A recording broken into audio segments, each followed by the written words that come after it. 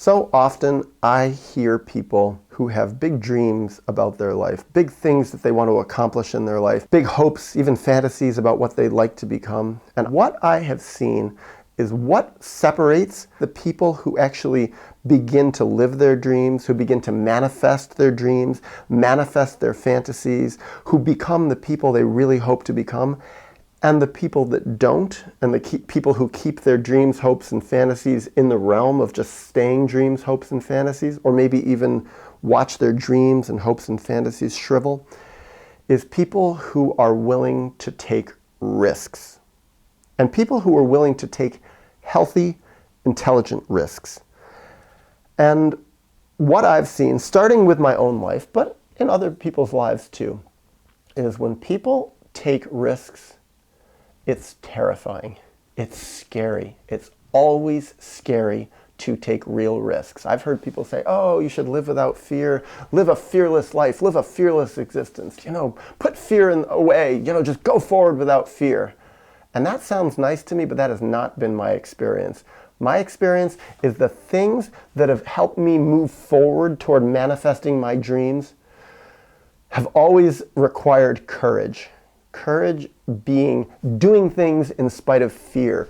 Oh, my heart beats so fast because things can be so scary. I start worrying. I can even become paranoid or have phobias or, oh my God, all these negative things are going to happen because I'm taking these risks. And you know what?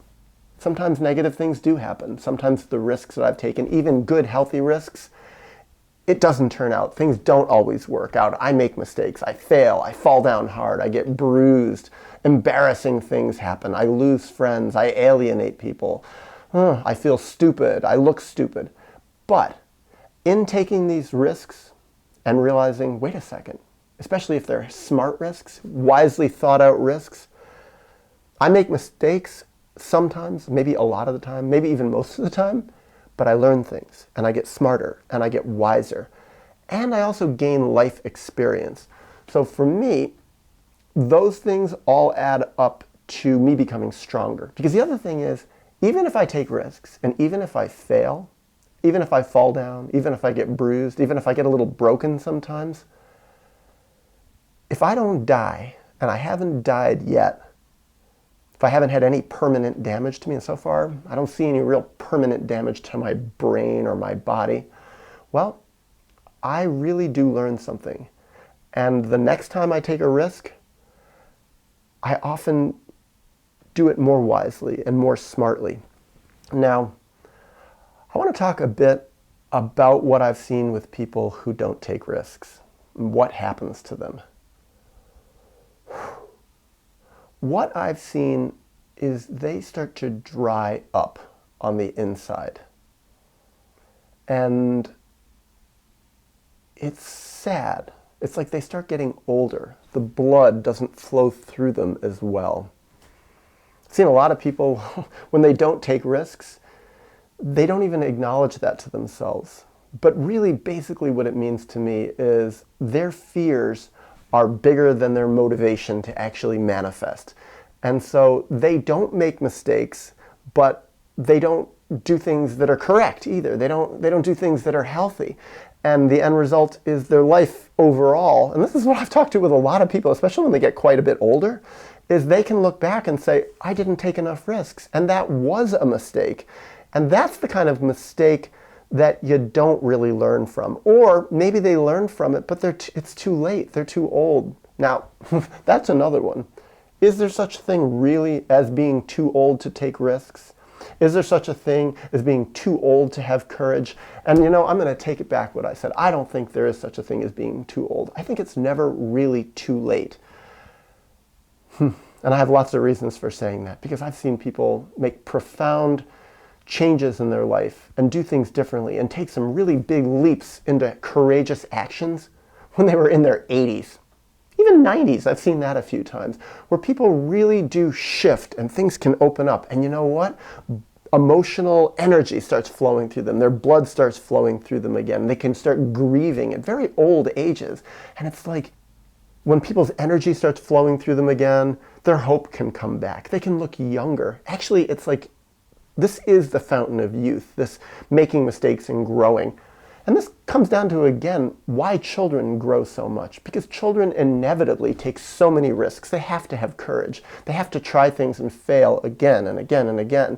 And fundamentally, children, to learn and to grow, they have to be humble. They have to try things that they don't know how to do, because children, especially when they're very young, they don't know how to do almost anything. They don't know how to read and write, they can't ride a bicycle, they don't know how to walk, they can't run, they don't even know how to crawl when they first start. They have to learn everything, and it's all through trial and error. It's through making mistakes.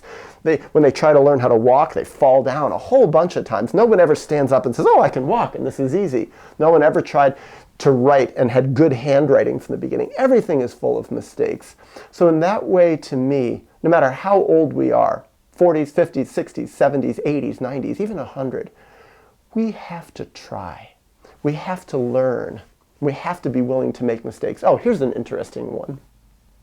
Back it was 15 years ago now, actually, in 2004, when I was working as a therapist in the West Village of Manhattan. I used to go over to Hudson River Park from where I was living and working to take my lunch break a lot. I'd just go over there, and I made friends with this very, very elderly woman who was in a wheelchair, and she was being pushed out there by her health aide. And this woman was 102 years old. She was born in 1902. And she was actually a lawyer. She had been a lawyer. I don't know if she still had her license, probably not. But she was almost blind. She was slightly deaf, but her brains were good. And I remember we would have these amazing conversations, because she was, 70 years older than me. And she was learning Russian. And she wasn't Russian, but she was learning Russian. And her home health aide was Russian. And I remember they would sit there and practice Russian. And I thought, she's learning Russian at 102. And she wasn't very good at it, but she would laugh and she'd say, I have to try. If I don't try, I'm never going to learn. And she would screw it up, and her pronunciation was horrible, but she was going for it. And she had a childlike attitude with it. And I remember thinking, that's how you grow. And in her case, that's probably why she was living so long, because she kept herself living for a purpose. Now, that's just an analogy, because I think in the deeper ways, deeper things, I think learning Russian, it's not so much of an emotional risk.